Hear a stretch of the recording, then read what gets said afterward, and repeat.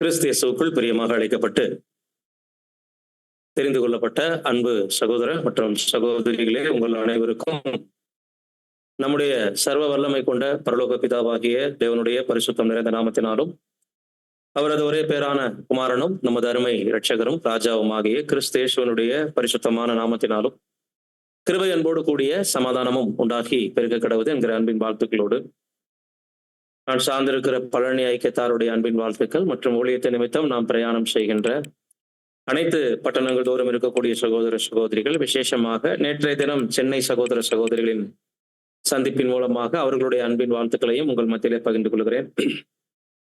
பிரியமானவர்களே, இன்றைய தினத்துல நம்ம ஒரு காலத்திற்குரிய சத்தியத்தை நம்ம தியானிக்க போறோம். ஒரு சிலர் நீங்க யூடியூப்ல கேட்டிருக்கலாம். இந்த பாடத்தினுடைய தலைப்பு ராயனுடையதும் தேவனுடையதும்.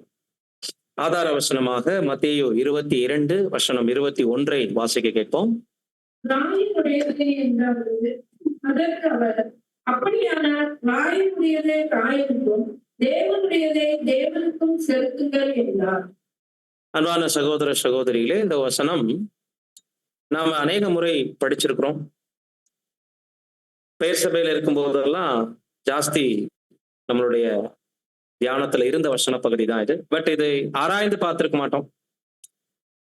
வேதபாரகர்கள் கர்த்தரை குற்றப்படுத்தும் நோக்கத்தோடு, அவருடைய வார்த்தைகளினால அவரை அகப்பட செய்யணுங்கிற நோக்கத்தோடு அநேக கேள்விகள் கேட்டிருப்பாங்க. அது போல ஒரு கேள்வி கேட்டாங்க. ஏரோதுடைய சீஷர்களையும் வேதபாரகர்கள் அவர்களுடைய தங்களுடைய சீஷர்களையும் அனுப்பிச்சு விட்டு, ராயனுக்கு வரி கொடுக்கிறது சரியா அப்படின்னு சொல்லிட்டு கர்த்தருடைய கருத்துக்களை கேட்டு, இதன் மூலம் ஒருவேளை அவர் சொல்லக்கூடிய பதிலை கொண்டு ரோம அரசாங்கத்துக்கு விரோதியானவரை போல அவரை காண்பிக்கணும் அப்படிங்கிற உள்நோக்கத்தோடு கேள்விகள் கேட்டாங்க.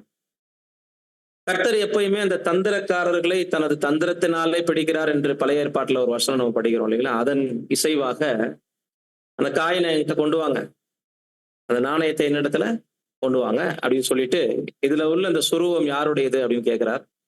ராயனுடையது என்றார்கள். அப்படியானால் ராயனுடையதை ராயனுக்கும் தேவனுடையதை தேவனுக்கும் செலுத்துங்கன்னு சொல்லிட்டாரு. இது பதில் ஏதேனும் விளக்கத்தை கொடுத்த மாதிரி இருக்கா? புரியுற மாதிரி இருக்கா? காயின்ல சுருவம் இருக்கிறது வழக்கம். அப்ப அந்த காயின்ல சுருவம் ராயனுடைய படம் இருக்குன்னா அப்ப ராயனுக்கே எல்லா காசையும் கொடுத்துட்றதா? அந்த அர்த்தமா? யாரும் கேள்வி கேட்க துணியில. அந்த கேள்வியிலே ஒரு குழப்பம் இருந்தது. வாயடைச்சு என்ன பண்ணிட்டாங்க, போயிட்டாங்க. இதுக்கு பிறகு சீசர்கள், ஒருவேளை ஆண்டவரே ஏன் இந்த வார்த்தையை சொன்னீங்க? இந்த ராயனுடையதுன்னா என்ன, தேவனுடையதுன்னா என்ன, எந்த விகிதாச்சாரத்துல நம்ம கொடுக்கறது, எந்த சதவிகிதத்துல தேவனுக்கு எவ்வளவு செலுத்துறது, ராயனுக்கு எவ்வளவு செலுத்துறது, அப்ப வரி கொடுக்க சொல்றீங்களான்னு யாரும் வினவன மாதிரியும் நமக்கு பதிவுகள் இல்லை. அதை குறித்து ஆழமான கருத்துக்களை கர்த்தர் அதுக்கப்புறம் எங்கேயும் பேசவும் இல்லை. ஆனா அப்போஸ்தலர்கள் பேசியிருக்காங்க. அப்ப நாம இந்த நாட்கள்ல வாழ்ந்து கொண்டிருக்கக்கூடிய நமக்கு கட்டாயமாக இந்த ராயனுடையதை குறித்தும் தேவனுடையதை குறித்தும் மனத்தெளிவு அவசியம். ராயனுடையது அப்படின்னா என்ன, தேவனுடையது அப்படின்னா என்ன, எந்த அளவுல ராயனுக்கு செலுத்தக்கூடியதை நம்ம செலுத்தணும், எந்த அளவுல தேவனுக்குரியதை நம்ம செலுத்தணும் அப்படிங்கிற கண்ணோட்டத்துல இந்த பாடத்தை நம்ம பார்க்கலாம். அப்படி பார்க்கும்போது முதலாவது இந்த ராயனுடையது அப்படின்னா என்னன்னா, தற்காலத்தில் புது சிருஷ்டிகளுக்கு பூலோக கடமைகள் என்று ஏராளம் உண்டு. அதுல ஒரு பங்கு தான் ராயனுடையது. உதாரணமாக நீங்க ஒரு 10% பூலோக கடமைகள்னு பிரிச்சுக்கிட்டீங்கன்னா அந்த 10ல் 1 ராயனுடையது அப்படின்னு வரும் தோராயமா. அப்போ 9 கணவன் மனைவிக்குரிய கடமைகள், தாய் தகப்பனுக்கு செய்யக்கூடிய கடமைகள், பிள்ளைகளுக்கு பெற்றோர்கள் ஆற்றக்கூடிய கடமைகள், பெற்றோருக்கு பிள்ளைகள் செய்யக்கூடிய கடமைகள், சமுதாய கடமைகள் அப்படின்னு நிறைய இருக்கு இல்லைங்களா? நம்ம உலகத்தில் வசிக்கும் போது அடிப்படை கடமைகள் கட்டாயமாக நம்ம செய்யக்கூடியவைகளை தான் பூலோக கடமைகள்னு சொல்றோம். நிறைய பொறுப்புகள் இருக்கும் இல்லைங்களா? யார் யார் என்ன ஸ்தானத்துல இருக்கிறோமோ அந்த ஸ்தானத்தை பொறுத்து நம்மளுடைய கடமையும் பொறுப்பும் நமக்கு இருக்கும். ஆனா இதெல்லாம் கட்டாயம். ஒரு தாயாக, ஒரு தந்தையாக, ஒரு குழந்தையாக இப்படி இருக்கும்போது அவங்க செய்யக்கூடிய பூலோக உரிமைகளை, கடமைகளை கட்டாயம் நம்ம சொல்லியே தீரணும், வேற வழி இல்லை. கட்டாயமாக தந்தை பிள்ளைகளுக்கு செய்யக்கூடிய கடமையை செய்யணும், தாய் பிள்ளைகளுக்கு செய்யக்கூடிய கடமைகளை செய்யணும், பெற்ற பிள்ளைகள் பேரண்ட்ஸுக்கு செய்யக்கூடிய கடமைகள் செய்யணும். இது செஞ்சாலும் செய்யலாம், இல்லைனாலும் வேண்டாம்னு சொல்ல முடியாத அளவுக்கு இருக்கும் பூலோக கடமைகள். பட் சமுதாய கடமை அல்லது அரசாங்க கடமைன்னு வரும்போது கம்பல்சரி எல்லாம் கிடையாது. செய்யணும்னா செய்யலாம், இல்லைன்னா என்ன பண்ணலாம், கடந்து போயிடலாம், வேணான்னு விட்டுறலாம். அப்ப அந்த 10ல் 1 சமுதாய கடமை. சமுதாய கடமைகள்ல நாம செய்ய வேண்டிய நியாயமான விஷயங்களும் இருக்கு, தவிர்க்க வேண்டியவைகளும் இருக்கு. அது என்னன்னு நம்ம பின்னாடி பார்க்கலாம்.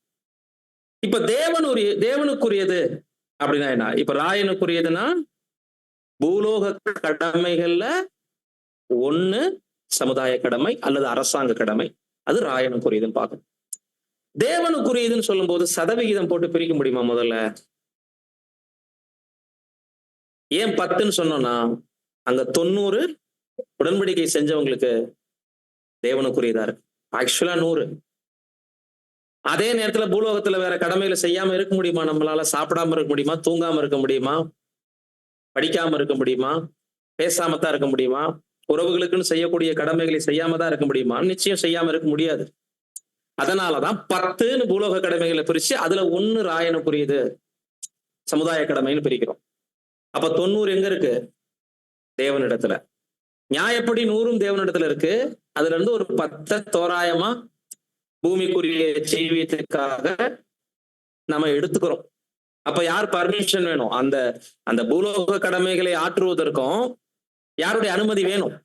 தேவனுடைய அனுமதி. ஏன்னா வசனம் நமக்கு எல்லாத்துக்கும் பரிச்சயமான வசனம் தான். ரோமர் 12:1.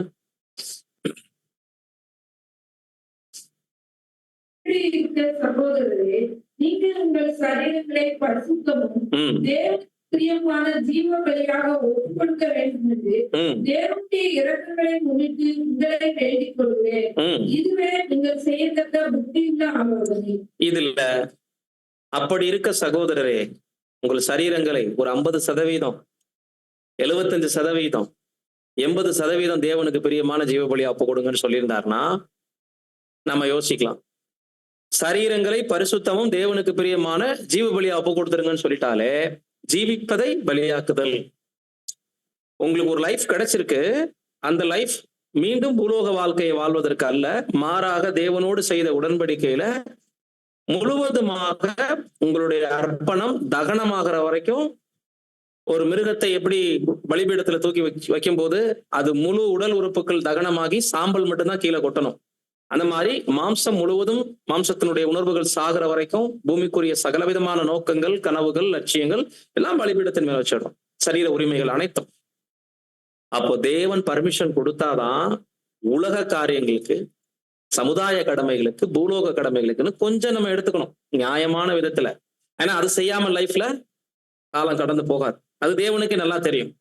பாருங்க, மற்றொரு வசனம் மிக முக்கியமானது. 1 கொரிந்தியர் 7:22-23. கர்த்தருக்குள் அழைக்கப்பட்ட அடிமையானவன் கர்த்தருடைய சுயாதீனனாய் இருக்கிறான். அப்படியே அழைக்கப்பட்ட சுயாதீனன் கிறிஸ்துவனுடைய அடிமையாய் இருக்கிறான். நீங்கள் கிரயத்துக்கு கொல்லப்பட்டீர்கள், மனுஷனுக்கு அடிமைகள் ஆகாதீர்கள். இந்த வசனத்துல அடிமைன்னு வருது, சுயாதீனம்னு வருது, ரெண்டும் வருது. நாம அடிமைகளா சுயாதீனர்களா? அப்போ அப்படின்னா முதல்ல பாவத்துக்கும் மரணத்துக்கும் அடிமையா இருந்தோம், சாத்தானுக்கு. இப்ப அதுல இருந்து விடுவிக்கப்பட்டதுனால அந்த சுயாதீனம் வந்துருச்சு. இனிமே நம்ம அக்கிரமத்துக்கு அடிமையானவர்கள் அல்ல, பாவத்துக்கும் மரணத்துக்கும் அடிமையானவர்கள் அல்லன்னு அதுல இருந்து தேவன் நம்மளை கிறிஸ்துவின் மூலம் விடுவிக்கும் போது ஒரு ஃப்ரீடம், ஒரு சுயாதீனம் வந்துச்சு, சுதந்திரம் வந்துச்சு. ஆனா அந்த சுதந்திரம் நம்ம இஷ்டத்துக்கு இல்ல, மறுபடியும் கிறிஸ்துவுக்கும் தேவனுக்கும் நம்மளை அடிமையாக்கிடுச்சுன்றார். அப்படின்னா என்ன அர்த்தம்னா, உங்க சித்தப்படி நாங்க செய்ய வந்திருக்கிறோம், இனி எங்களுடையது அல்ல நம்ம உடன்படிக்கையில் ஒப்பு கொடுத்துட்டதுனால, ரோமர் 12:1 சொல்லப்பட்ட பிரகாரம் சரீரங்களை ஜீவ பலியா ஒப்பு கொடுத்துட்டதுனால இப்ப அழைக்கப்பட்ட இந்த ஒரு அடிமை பாவத்திலிருந்து நீதிமானாக்கப்பட்டு, விடுதலையாக்கப்பட்டு, மரணத்திலிருந்து விடுதலையாக்கப்பட்டு ஒரு ஃப்ரீடம் கிடைச்சிருந்தாலும் நமக்கு கிடைச்சிட்ட சுதந்திரம் மீண்டும் மனிதர்களுக்கு அடிமையாவதற்கு அல்ல, கிறிஸ்துவுக்கும் தேவனுக்கும் உங்களுடைய லைஃப் அடிமையா இருக்கு. நீங்க ஏதேனும் பூலோக காரியங்களை செய்ய முற்பட்டா கூட அதுக்கு யாருடைய பர்மிஷன் வேணும்ட்டாரு? தேவனுடைய அனுமதி வேணும். சோ புரிஞ்சிருக்கும் உங்களுக்கு. 100% தேவனிடத்துல அர்ப்பணம் பண்ணியிருக்கோம். 10ங்கிறது அதிகபட்சம் தான் சொல்ல போனா. ஏன்னா நமக்கு ஒரு நாள்ல மேக்சிமம் பாத்தீங்கன்னா 24 மணி நேரம்னா அதுல 8 மணி நேரம் தூங்கிடுறோம், 8 மணி நேரம் வேலை பார்க்க போயிடுறோம், மிச்சம் இருக்கக்கூடிய 8 மணி நேரம் சாப்பிட, குளிக்க, மற்ற பேச்சுக்கள் பேச, சில பௌலோக கடமைகளை செய்ய, இப்படி கழிஞ்சு ஒரு மணி நேரமாவது தேவ சமூகத்தை கொடுக்குறாமா அப்படின்னா கேள்விக்குறிதான். பட் நம்ம உண்மையா இல்ல. அந்த 90ன்னு சொன்னாலும் அதுல உண்மையெல்லாம் இல்ல. பட் 10 ஜாஸ்தி தான். மூலக கடமைகளை நம்ம எடுத்துக்கணும்னா தேவனுடைய அனுமதி வேணும் அதுக்கும். ஆனா நம்ம 10 இன்னைக்கு எடுத்துக்கிறோம் அப்படின்னா 10 கூட தேவனுக்கு கொடுக்காம 90 எடுத்துக்கிறோம்.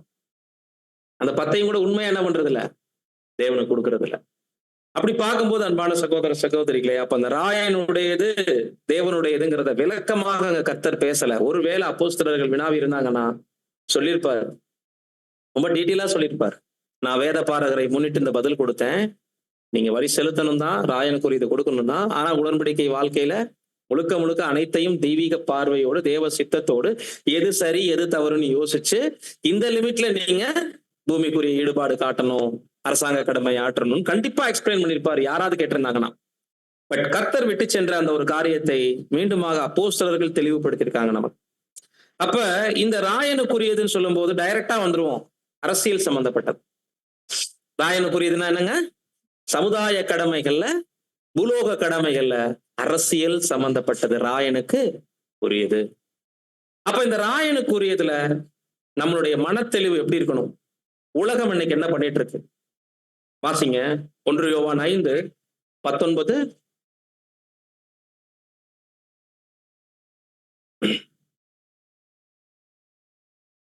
யோவான் 5ஆம் அதிகாரம் 19ஆம் வசனம்.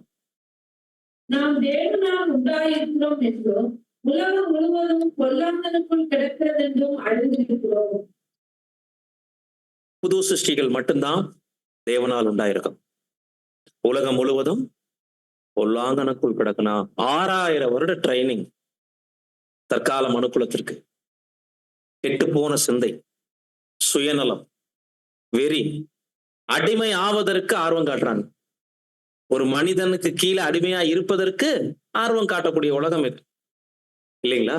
அப்படி பார்க்கும்போது பிரியமான சகோதர சகோதரிகளே, நாம தேவனால் உண்டாயிருக்கிறோம், உலகம் முழுவதும் பொல்லாங்கனுக்குள் உண்டாயிருக்கிறதுங்கிறத நம்ம மறந்துடக்கூடாது. இந்த விஷயத்துல பிரியமான சகோதர சகோதரிகளே, ராயனுக்குரியதை நாம் செலுத்தக்கூடிய விஷயத்துல உலகம் சாத்தானுடைய ஆவியில செயல்படுற மாதிரி நாம இருந்துட கூடாது. பூமியில ஒரு விஷயம் செய்யறோம்னா தேவனுடைய பரிசுத்தாவியை கேட்டு உள்வாங்கி தேவனுடைய சித்தம் இந்த விஷயத்துல இருக்கா நம்ம செய்யலாமா கூடாதா? நாம ஒரு காரியத்துல தலையிடுறோம் அப்படின்னா அது சரியா தவறா எல்லாவற்றையும் சோதித்து பார்க்கணும். 2வது ஒரு வசனம் வாசிக்கலாம். 1 தெசலோனிக்கேயர் 5:5-6. 1 தெசலோனிக்கேயர் 5ஆம் அதிகாரம் 5ஆம் வசனம் மற்றும் 6ஆம் வசனம். நீங்கள் எல்லாரும் வெளிச்சத்தின் பிள்ளைகளும் பகலின் பிள்ளைகளுமாய் இருக்கிறீர்கள். நாம் இரவுக்கும் இருளுக்கும் உள்ளானவர்கள் அல்லவே.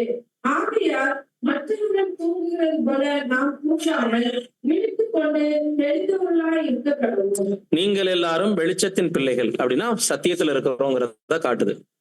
பகலின் பிள்ளைகள்னா 1000 ஆண்டு அரசாட்சி தொடங்கி இருக்கிற நிலையை குறிக்குது. பகல்னா ஒரு நாளின் தொடக்கம். அப்போஸ்தலர்கள் பேசிட்டு அந்த காலகட்டம் பகல் இல்ல. அவர் என்ன மீனிங்ல இப்ப பேசியிருக்காரு அப்படின்னா, ராஜ்யம் உங்களுக்குள்ளேயே இருக்கிறதுன்னு கர்த்தர் சொல்லியிருந்தார் இல்லைங்களா? தேவனுடைய ராஜ்யம் பிரத்யட்சமா வராது, அது உங்களுக்குள்ளே இருக்கிறதுங்கிற மீனிங்ல பகல் என்ற பொருள் அந்த நாள்ல ராஜ்யம் அப்போஸ்தலர்களுக்குள்ளே இருந்துச்சு. அதனாலதான் அப்போஸ்தலர் என்ன சொல்றாரு, வெளிச்சம் சத்தியத்தை குறிக்குது. பகல் ஒரு நாளின் தொடக்கமாக ராஜ்யத்தின் தொடக்கத்துல இருக்கிறீங்கிறார். இப்ப எக்ஸாக்டா யாருக்கு தான் அந்த வசனம் பொருந்தும்? நாம இரவுக்கும் இருளுக்கும் உள்ளானவர்கள் இல்ல. உலக ஜனம் புறம் தூங்குது, இருட்டுல இருக்கு, இருட்டை வெளிச்சம் மாதிரி நினைச்சிட்டு இருக்கு. ஒரு மனுஷன் விடியல் கொடுக்குறான் அப்படின்னா அதை நம்புது. காரணம், இரவுக்கும் இருளுக்கும் உட்பட்டு இருக்கிறாங்க. நீங்களும் பகலின் பிள்ளைகளும் வெளிச்சத்தின் பிள்ளைகளுமா இருக்கிறீங்க. மற்றவங்க தூங்குற மாதிரி தூங்காதீங்கன்னா என்ன அர்த்தம்னா, உலகத்தை தீர்க்க தரிசனத்தோட கண்ணோக்க கத்துக்கங்க. தற்கால உலகத்துல இந்த ராஜ்யங்கள் மத்தியில தேவன் என்ன செய்து கொண்டிருக்கிறார், நாம என்ன செய்யணும் என்ன செய்யக்கூடாதுங்கிறத வேத வாக்கியங்களை ஒப்பீடு செய்து பார்த்து ராயனுக்குரியதை ராயனுக்கும் தேவனுக்குரியதை தேவனுக்கும் ஜாக்கிரதையாக நம்ம செலுத்தணும். பிரியமான சகோதர, மத்தவங்க தூங்குறது போல நம்மளும் தூங்குறது அப்படின்னா என்ன, விழித்து கொண்டிருக்கிறதுனா என்னன்னா, சத்தியம் இருந்தும் சில நேரங்கள்ல குருடாக்கப்பட்டதை போல பிஹேவ் பண்றது. வேத வெளிச்சத்துல சில விஷயங்களை கண்ணோக்க தவறிட்டு உலக மனிதர்களை மாறிய சில நேரங்கள்ல பேசுறோம் இல்லைங்களா? இந்த பாடம் ப்ரிப்பேர் பண்ணிட்டதனுடைய நோக்கம் போன ஒரு 20 நாளைக்கு முன்னாடி கடந்த 2 மாதங்களாக சகோதரர்களுக்குள்ள போயிட்டு அரசியல் பேச்சுவார்த்தைகள் தான் இந்த பாடத்தை ப்ரிப்பேர் பண்ணணுங்கிற ஒரு எண்ணத்தை உண்டாக்குச்சு நமக்கு. இப்படி இருக்கிறோம் சகோதரர்கள் மத்தியிலேயே இன்னைக்கு ஆளுங்கட்சியை பத்தி, எதிர்கட்சியை பத்தி, புது கட்சியை பத்தி, புதுசா ஒருத்தர் வந்தா நம்மள டாப்ல நிறுத்திடுவாருன்னா பேச ஆரம்பிச்சிட்டாங்க. சில சகோதரர்கள் ஸ்டேட்டஸ் எல்லாம் வைக்க ஆரம்பிச்சிட்டாங்க, இந்த கட்சிக்கு ஓட்டு போட சொல்லி. புதுசா வந்தவர் ஓட்டு போடுங்க, அவர் வந்தா தலைகீழா எல்லாத்தையும் மாத்திடுவாருன்னு எல்லாம் இறங்கிட்டாங்க. டோட்டலா பரிசுத்தாவியை தூக்கி ஒரு பக்கம் வச்சுட்டு மற்றவர்கள் தூங்குறது மாதிரி தூங்க ஆரம்பிச்சிட்டாங்க. போன 2 மாசமா யாரு? நம்ம சகோதரர்கள். யார் இருக்க இடத்துல யார் தூக்கி வைக்க ஆரம்பிச்சிட்டாங்க. உண்மை ராஜாவை வைக்க வேண்டிய இடத்துல மனுஷனை தூக்கி வச்சு சில எக்லீஷியாவில எல்லாம் ரெக்கமெண்டேஷனே போயிருக்கு. புதுசா வந்தவருக்கு ஆதரவு காட்டுங்க. இந்த ஒரு தாக்கம் தான் இந்த பாடத்தை உண்டாக்குறதுக்கு ஒரு உத்வேகத்தை கொடுத்தது. அப்படின்னா ராயனுடையதுனா என்ன, தேவனுடையதுனா என்ன, இந்த லிமிட் என்னங்கிறத நம்ம கொஞ்சம் ட்ரை பண்ணுவோம். அப்படி பார்க்கும்போது அன்புக்குரிய சகோதர சகோதரிகளே, உலக காரியங்கள்ல ராயனுக்குரிய விஷயத்துல நம்மளுடைய லிமிட் என்ன? வரி கொடுக்க சொல்லிட்டாரு, அப்படின்னா ராயனை அங்கீகரிங்கன்னு அர்த்தமா? ராயனுக்குரியதை ராயனுக்கும் தேவனுக்குரியதை தேவனுக்கும் கொடுங்கன்னு சொல்லிட்டு இருக்கிறாரு ஆதார வசனத்துலனா, அப்ப ராயன்னா கவர்மெண்ட், ராஜாவை அங்கீகரிக்க சொல்லியிருக்கிறாரா? அப்படின்னா என்ன? இதற்குரிய அந்த ஒரு லிமிட் என்ன, நாம கீழ்ப்படிய வேண்டிய கடமைகள் பொறுப்புகள் என்ன என்பதை ஆண்டவருக்கு அப்புறம் சேம் அந்த வார்த்தையை ரொம்ப வியாக்கியானம் பண்ணி ரொம்ப தெளிவா கொடுக்கிறார் அப்போஸ்தலனாகிய பவுல். ரோமருக்கு எழுதின நிருபம் 13ஆம் அதிகாரத்துல வாசிக்க கேட்போம். 1-7 வசனங்கள் வரைக்கும். எந்த மனுஷனும் மேலான அதிகாரம் உள்ளவர்களுக்கு கீழ்ப்படிய கடவன். ஏனென்றால் தேவனாலே அன்றி ஒரு அதிகாரமும் இல்லை. உண்டாயிருக்கிற அதிகாரங்கள் தேவனாலே நியமிக்கப்பட்டிருக்கிறது. ஆதலால் அதிகாரத்துக்கு எதிர்த்து நிற்கிறவன் தேவனுடைய நியமத்துக்கு எதிர்த்து நிற்கிறான். அப்படி எதிர்த்து நிற்கிறவர்கள் தங்களுக்கு தாங்களே ஆக்கினியை வருவித்துக் கொள்கிறார்கள். முதல் சிந்தை கவனிங்க, ராயனுக்குரியதுன்னா அரசாங்கம் சம்பந்தப்பட்டது. எந்த மனுஷனும் மேலான அதிகாரம் உள்ளவர்களுக்கு முதல்ல கீழ்ப்படியணும். யாருக்கு எழுதியிருக்காரு இது? புது சிருஷ்டிகளுக்கு.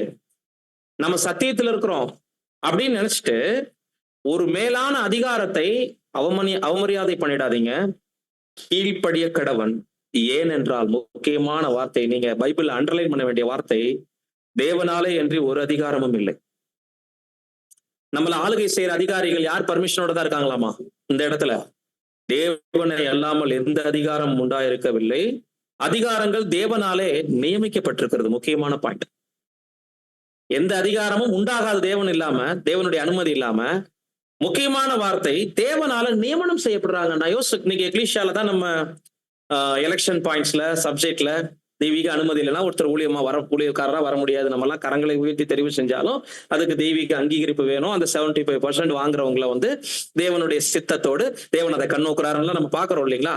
இவ்வளவு நாளா தேவ ஊழியர்களுக்கு மட்டும்தான் இந்த நியமனங்கிற வார்த்தையும் தெய்வீக அங்கீகாரங்கிற வார்த்தையும் பொருந்தும் யோசிச்சுட்டு இருந்தோம். உலகத்தில் நம்மள ஆளுகை செய்யறவங்க கூட யாருடைய நியமனம்னு சொல்றாருங்க? தெய்வீக நியமனமா. தேவனுடைய பர்மிஷன் இல்லாம ஒரு அதிகாரமும் உண்டாகாது. ஒரு அதிகாரியை நம்ம மேல ஆளுகை செலுத்த முடியாது. தேவனால் நியமிக்கப்பட்டிருக்கிறாங்க. அடுத்து பாருங்க, கூடுதலா இன்னும் நிறைய வார்த்தைகள் வருது. ஆதலால் அதிகாரத்திற்கு எதிர்த்து நிற்கிறவன் தேவனுடைய நியமத்திற்கு எதிர்த்து நிற்கிறான். உலகத்துல ஒரு கலெக்டரா இருக்கட்டும், ஒரு மந்திரியா இருக்கட்டும், ஒரு தாசில்தாரா இருக்கட்டும், ஒரு காவல்துறை அதிகாரியா இருக்கட்டும், இவங்களை கனம் பண்ண வேண்டிய விதத்தில் கனம் பண்ணாமல் ஒருவேளை அடமெண்டா எதிர்த்து நிக்கிறோம்னா அது யாரையே எதிர்த்து நிக்கிறதாம்? தேவனையே எதிர்த்து நிக்கிறதுக்கு சமமா? அப்படி எதிர்த்து நிற்கிறவன் தங்களுக்கு தாங்களே ஆக்கினையை வருவித்துக் கொள்கிறான். வசனம் 3-4.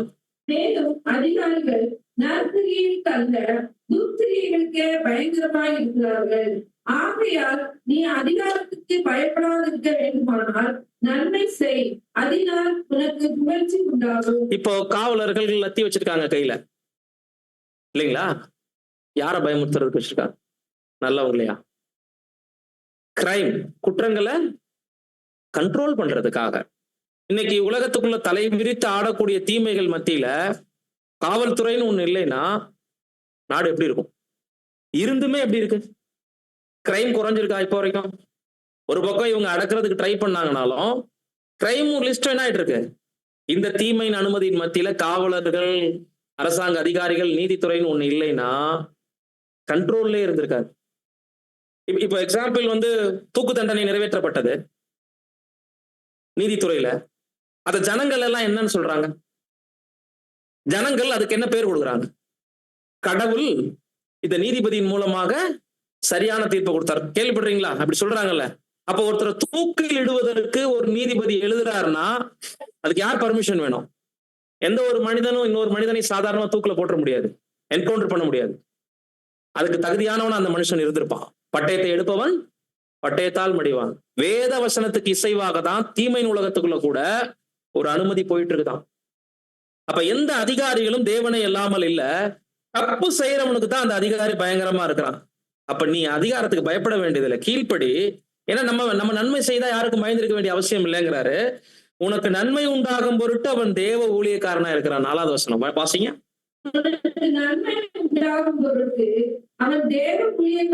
அண்டர்லைன் பண்ணுங்க. உலக அதிகாரிகள் நியமனம் செய்யப்பட்டிருக்காங்கன்னு முதல் வசனத்துல படிச்சோம். அது தேவனுடைய அனுமதின்னு பார்த்தோம். தேவனால் நியமிக்கப்பட்டிருக்காங்கன்னு பார்த்தோம். தேவனால எல்லாமே எந்த அதிகாரம் இல்லைன்னு பார்த்தோம். இங்க தேவனுடைய ஊழியக்காரனாவே இருக்கிறாங்கிறாரு. அண்டர்லைன் பண்ணுங்க. இதெல்லாம் சபையினுடைய மூப்பரைத்தானே அப்படி சொல்லணும்னு நினைச்சிட்டு இருந்தோம். டீக்கன்ஸ் தானே அப்படி சொல்லணும், போதகரை தானே அப்படி சொல்லணும். இல்ல, அரசாங்க ஊழியர்கள் கூட தேவனுடைய ஊழியக்காரங்கன்ட்டாங்க. அப்புறம்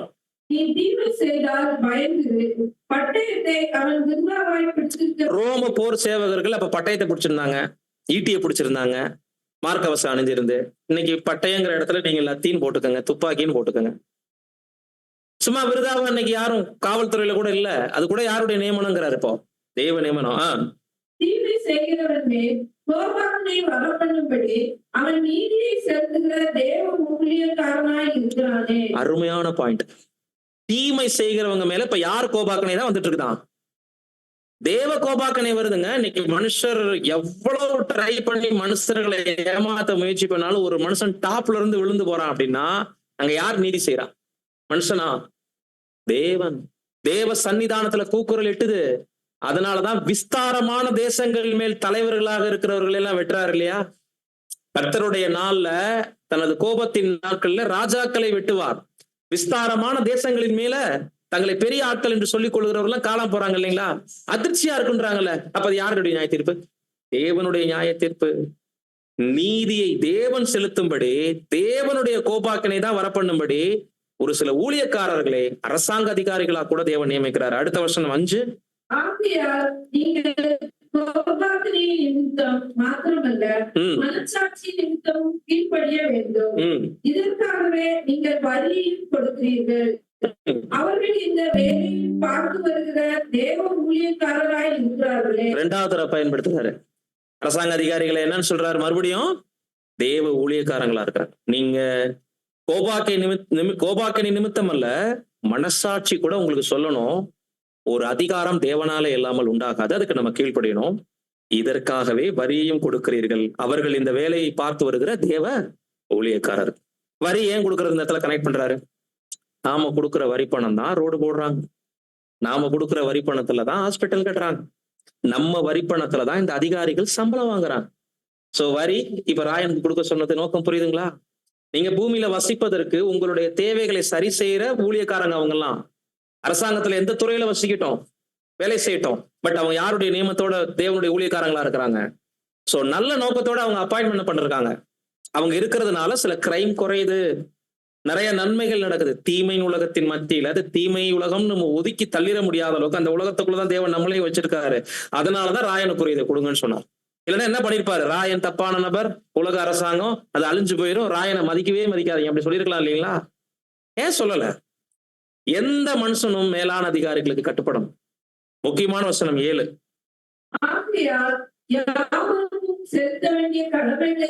கன்க்ளூஷன் வச்சுக்கோங்க இந்த வசனத்தை. இந்த பாடத்திற்கான ஒரு தீர்க்கமான கன்க்ளூஷன்னா 7வது வசனம் தான்.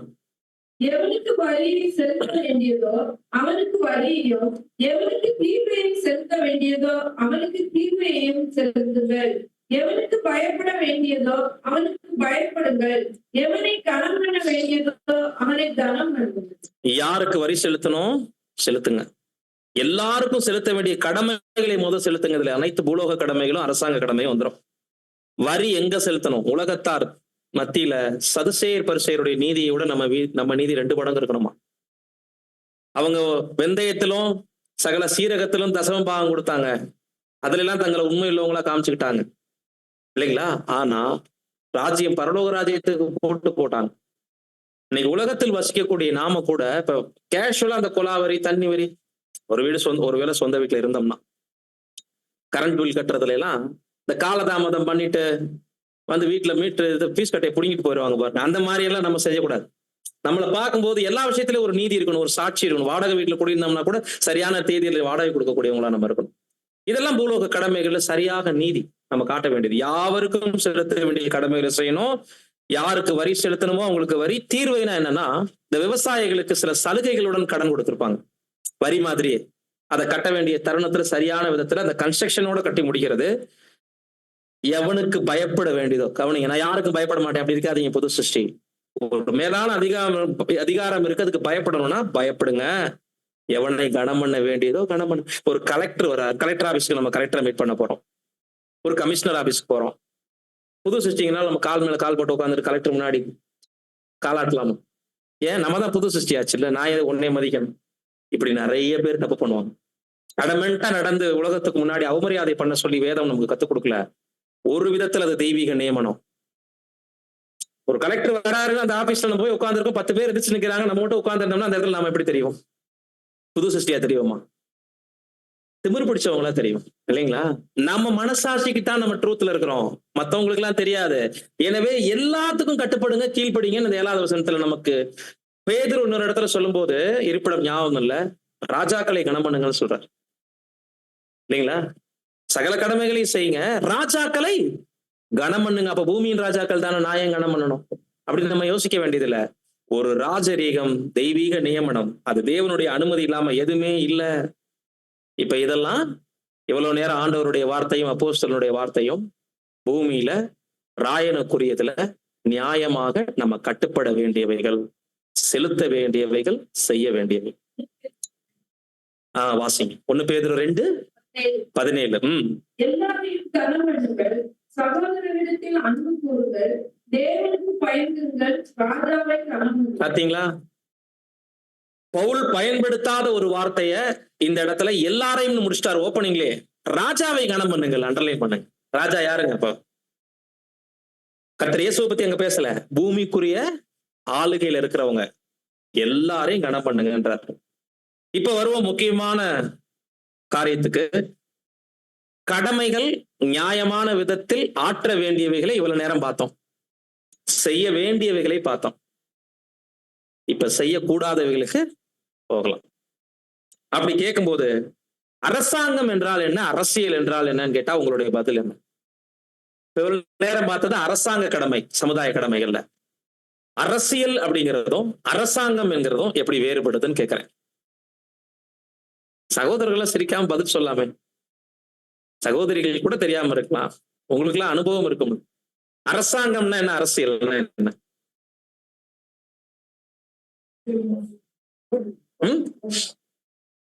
அரசாங்கம் என்பது ஒரு ஆட்சி, ஆளுகைக்கு கீழே நியமிக்கப்படக்கூடிய ஊழியர்களை உள்ளடக்கியது. ஒரு கவர்மெண்ட் இல்லைங்களா? அதுல நீதித்துறை இருக்கு, காவல்துறை இருக்கு, கலெக்டர் ஆபீஸ் இருக்குது, வருவாய்த்துறை இருக்கு, எக்ஸெட்ரா போட்டு போயிட்டே இருக்கலாம். அது ஒரு சிஸ்டம் ஆயிடுது இல்லைங்களா? அரசியல்னா என்ன அப்படின்னா, யாரு வேணாலும் செய்யலாம். ஆளுங்கட்சியும் செய்யலாம், எதிர்கட்சியும் செய்யலாம், ஒரு 10 பேரை கூட சேர்த்துட்டு செய்யலாம், 1000 பேரை வச்சுக்கிட்டும் செய்யலாம், லட்சம் பேர்த்த வச்சுக்கிட்டும் செய்யலாம். அரசியல் என்பதுல தவறும் இருக்கும், சரியும் இருக்கும், தீமைதான் அதிகமா இருக்கும். இப்ப புரிஞ்சுக்குங்க, அரசியல் என்பது வேறு, அரசாங்கம் என்பது வேறு. ஒரு கொள்கை உருவாகி ஒரு சட்டத்திட்டம் இயற்றப்பட்ட பிறகு, இப்ப இந்திய அரசியல் அமைப்பு சட்டம் உருவாக்கப்பட்ட பிறகு, இந்த சட்டத்துக்கு கீழ் ஒரு அரசாங்கம் நடந்து போகுதுன்னா, அந்த அரசாங்கம் கடந்து போவதை ஒவ்வொரு முறையும் 5 ஆண்டுகளுக்கு ஒரு முறை ஒவ்வொரு கட்சியும் வந்து ஆளுகை செய்த கட்சி சார்ந்த விஷயம் அரசியல். ஆனா நாம எதுக்குதான் கட்டுப்பட சொல்லி அப்போஸ்தலர்கள் சொல்றாங்க? கட்சிக்கு இல்ல. எந்த மனிதன் ஆட்சிக்கு வர்றானோ, எந்த மனிதன் அதிகாரம் செலுத்த கடமைப்பட்டுள்ளானோ, எந்த மனுஷன் தீமையை ஒடுக்குவதற்காக ஏற்படுத்தப்படுறானோ அந்த மனிதனுக்கு கீழே ஒரு தலைமை உண்டாகி அதுல ஒரு ராஜரீகம் உருவாகுதுன்னா அதுல நிச்சயம் தெய்வீக நியமனம் இருக்கும். அந்த அரசாங்கத்தை மதிங்க. பட் அந்த அரசியல்வாதிகளுக்கு பின்னாடி போயிடாதீங்க. எந்த அரசியல் கட்சியையும் புது சிருஷ்டி சார்ந்தவர்களாக இருக்கக்கூடாது. இதுதான் பாயிண்ட். இப்ப நம்ம எல்லாம் சத்தியத்துக்கு வர்றதுக்கு முன்னாடி அநேக சகோதரர்களுக்கு பின்புலம் இருக்கும். அது எப்படி வெளிப்படும் தெரியுங்களா? பேசிட்டு இருக்கும்போது பேசுவாங்க. அவர் பிகினிங்ல கம்யூனிஸ்டா இருப்பார், அல்லது திமுகவா இருந்திருப்பாரு, அல்லது காங்கிரஸா இருந்திருப்பாரு, பிஜேபியா இருந்திருப்பாரு. அவங்களுக்குள்ள அப்பப்போ அந்த கம்யூனிஸ்ட்வாதி எட்டி பார்ப்பாரு, திமுக காரர் எட்டி பார்ப்பாரு. ஏன்னா இந்த கட்சியில இந்த அநியாயம்லாம் இருக்காது பிரதர், நான் இருந்திருக்கேன் அப்படின்னு எங்க கொண்டு வருவாரு? இப்ப சகோதரர்கள்ட்ட கொண்டு வருவாரு. நீங்க வேணாலும் பாருங்களேன், இதுக்கு ஒரு வாய்ப்பை கொடுத்து பாருங்க. அப்படிலாம் இல்லைங்க, அது மதவாத கட்சி எல்லாம் கிடையாதுன்னு அப்படியே பேசுவாங்க. அப்படியே அவங்களுக்குள்ள நம்ம யாரு எந்த ராஜாவுடைய பிரஜைகள் கொஞ்ச நேரத்துக்குள்ள மறந்து இந்த பழைய அரசியல்வாதி தோன்றி மறைவார். இதுதான் அரசியல் என்பது அரசாங்கம் என்பதுக்கும் உள்ள வித்தியாசம். அரசாங்கம் என்பது பூலோகத்தில் நம்ம ஆற்றக்கூடிய கடமைகள். அரசியல் என்பது தேவையற்ற சம்பாசனைகள், நமக்கு தேவையில்லை. இதைத்தான் கர்த்தர் இயேசு சொல்லும் போது வாசிங்க, மார்க் 8ஆம் அதிகாரம் 15ஆம் வசனம். அவர் அவர்களை நோக்கி, நீங்கள் பரிசேயனுடைய புளித்தமாவை குறித்தும் ஏரோதின் புளித்தமாவை குறித்தும் எச்சரிக்கையாயிருங்கள் என்று கற்பித்தார். என்னது இது? ஏரோதின் புளித்த மாவு.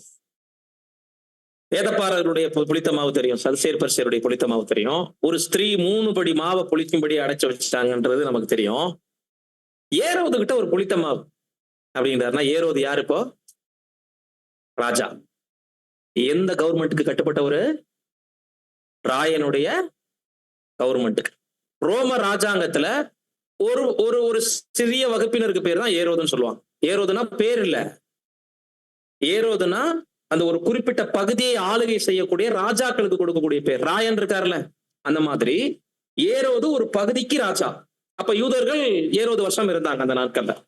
அதனாலதான் யூதருக்கு ராஜாவா பிறந்திருக்கிறவரை கொலை செய்யும்படி அவர் ஆள் அனுப்புறாரு சின்ன பிள்ளையிலே. பாக்குறோம் இல்லைங்களா?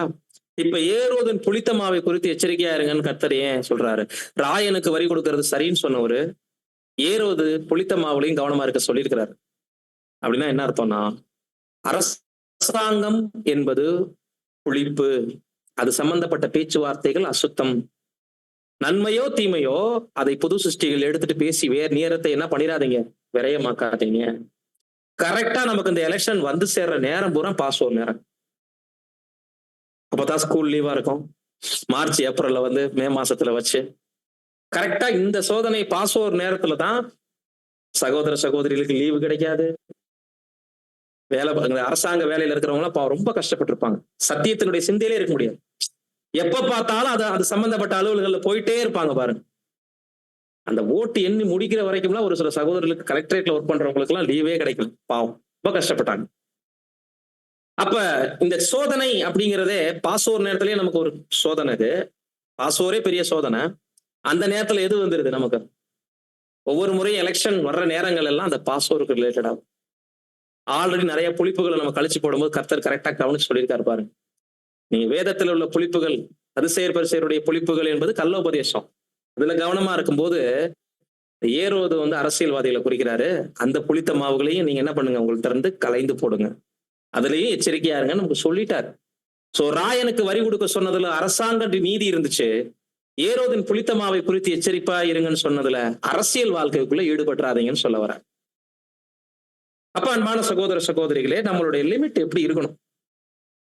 ராயனுக்குரியதை செலுத்தக்கூடிய விஷயத்திலையும் ஏரோதின் புளித்த மாவு நமக்குள் வந்துடாத விஷயத்திலையும் நம்ம எப்படி இருக்கணும் என்று சொல்லும் போது 6th வால்யூம்ல சகோதரர் ரசல் அவர்கள் நமக்கு சில ஆலோசனைகள் வழங்குகிறார். 792 பக்கம், 793 2 பக்கத்துல இந்த விஷயம் இருக்குது, சம்பந்தப்பட்ட விஷயம்.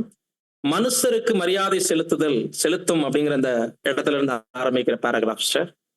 மனுஷருக்கு மரியாதை செலுத்துதல், அவர்களுடைய குணத்திற்காக அல்லது உத்தியோகத்திற்காக அவர்களை மதித்தல், சட்டங்களுக்கு கீழ்ப்படிதல் ஆகியவை உலக அரசாங்க காரியங்களில் பங்கு பெறுவது என்று அர்த்தமாகாது. கவனிச்சீங்களா? மேலான அதிகாரங்களுக்கு கீழ்ப்படுகிறது, அவங்கள மதிக்கிறது, அவங்கள கனம் பண்றது அரசாங்க காரியங்கள்ல நம்மளை ஒருபோது சம்பந்தப்படுத்திக்கிறதா அர்த்தமாகாது. அதாவது அரசியல் வாழ்க்கையோட ஈடுபடுறதா சம்பந்தப்படுத்திக்காதீங்க. கடமைகளை செய்யறது வேற, அரசியல்ல ஈடுபடுறது வேறன்னு சொல்லி ஆரம்பிக்கிறார். எல்லா மனிதரும் வாக்கு போட வேண்டும் என்று ஒரு சட்டம் வர இருக்கிறது. அந்த சட்டம் அமல்படுத்தப்படும் போது புது சிருஷ்டிகள் அதற்கு உட்பட வேண்டும், கீழ்ப்படிய வேண்டும். அதுவும் முறுமுறுப்பில்லாமல் கீழ்ப்படிய வேண்டும். இதை அவர்கள் செயல்படுத்தும் போது சிறந்த வேட்பாளர் என்பதை நன்கு தீர்மானித்து அவர்களுக்கு வாக்கு போட வேண்டும். அவர்கள் மேல் எந்த வற்புறுத்தல் இல்லாதிருக்கும் போது அரசியலை பொறுத்தவரையில் அவர்கள் மிக அதிக நடுநிலைமை வகிக்க வேண்டும். வாக்கு போடுவதை முற்றிலும் தவிர்க்க வேண்டும். அதற்கான காரணங்களை கீழே கொடுக்கிறோம். வாக்கு போடணும்னு சொல்றாரா, வேண்டாம்னு சொல்றாரா? உலக தேர்தல்ல புது சிருஷ்டிகள் ஓட்டு போடலாங்கிறாரா, வேண்டாங்கிறாரா? படிச்ச வரைக்கும் என்ன புரிஞ்சுக்கிறீங்க? அப்ப நம்ம தேசத்துக்கு சட்டம் இருக்கா? நம்ம போடணுமான்னு கேக்குறேன். அப்ப எந்த சட்டத்தை பத்தி பேசுறாரு தெரியுங்களா? மேலை நாடுகள்ல சில தேசங்கள்ல ஐடென்டி கார்டு கொடுத்துருவாங்க, ஆதார் அட்டை மாதிரி. நம்ம ஓட்டர் ஐடி வச்சிருக்கோம் இல்லைங்களா, அந்த மாதிரி ஒரு கார்டு கொடுத்துருவாங்க 1 மந்த்துக்கு முன்னாடியே. கனடா, ஆஸ்திரேலியாலாம் நீங்க பாத்தீங்கன்னா அப்படித்தான் நடக்கும். 1 மாசமா போய் தேர்தலில் நேரம் இருக்கிறவங்க ஓட்டு போட்டு வரலாம்.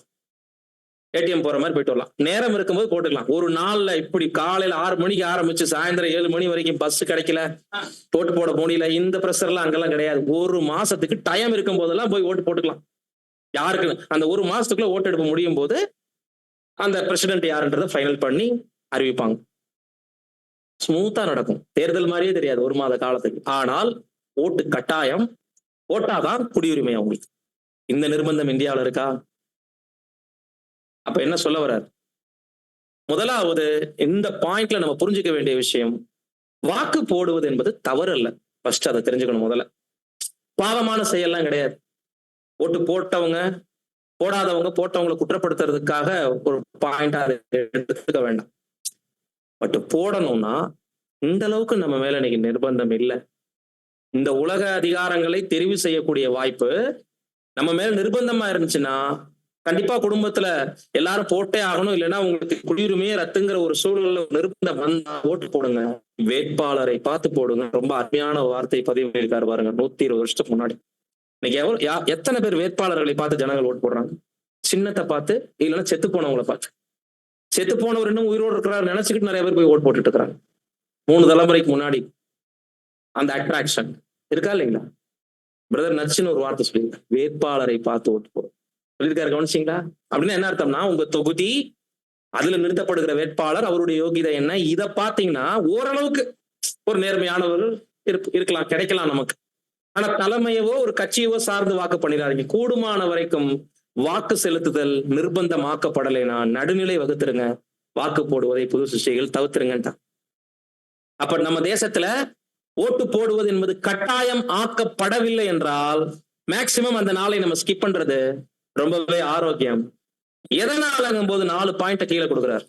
1, நம்மளுடைய நியமனத்தின்படி, யோசனையின்படி அந்த ஸ்தானத்துக்கு தகுதியான நபர்களை நம்மளால கண்டுபிடிக்க முடியாது. முதல் பாயிண்ட். வேட்பாளர் பார்த்து ஓட்டு போடணும் தான், கண்டுபிடிக்க முடியுமா நல்ல வேட்பாளர்களை நம்மளால?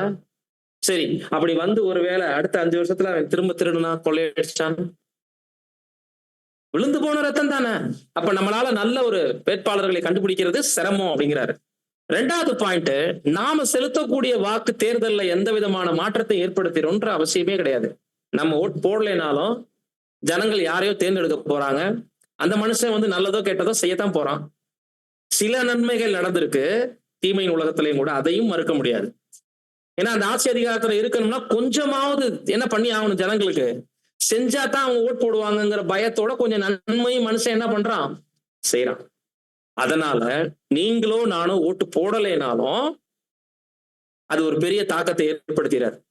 ஏதோ வரக்கூடிய முடிவு நிச்சயம் என்ன ஆகணும், வந்தே தீரும். நமது ஓட்டுக்கள் தான் முடிவுகளை தீர்மானிக்குது, குறிப்பிட்ட மாற்றத்தை கொண்டு வந்துருது நினைச்சிடாதீங்க. இது 2வது பாயிண்ட் சொல்றாரு. 1, நல்ல வேட்பாளர்களை நம்மளால கண்டுபிடிக்கிறது கஷ்டம்.